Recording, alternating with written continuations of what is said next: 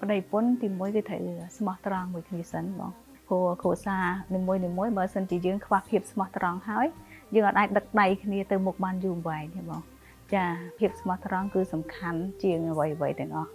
ព្រោះបានថាជីវិតគូគឺមនុស្សពីរនាក់ចាភាពដូចជាចង្កឹះអញ្ចឹងបងតើមកគូប្រវែងគ្នាបានយើងចាប់មហូបចាប់អីចាប់ជាប់តែបើមួយវែងមួយខ្លីយើងត្រូវសេរីចុះសេរីឡើងនាំមកត្រូវគ្នាចាប់គឺយើងខាត់ពេលវេលាយូរចាចឹងហើយបើសិនជាយើងមានភាពស្មោះត្រង់មួយគ្នាតាំងពីដំបូងមកយើងដឹកនាំគ្រួសាររបស់យើងទៅមុខដូចជាមិនសូវមានបញ្ហាទេបងប្តីប្រពន្ធយើងបើសិនជាយើងអត់មានបញ្ហាយើងទុកចិត្តគ្នាហើយតាក់ទងជាមួយនឹងការងាររកស៊ីក៏ស្រួលទៅមុខដែរបង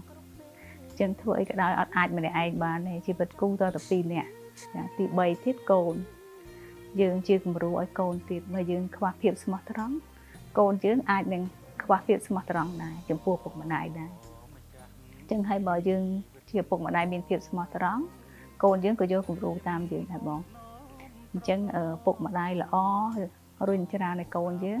បានល្អទៅមុខដែរអញ្ចឹងការអប់រំកូនតាំងពីតូចមកយើងគិតថាពុតដែកតន់នៅក្តៅបដៅក្មេងតន់នៅតូចអញ្ចឹងបងចា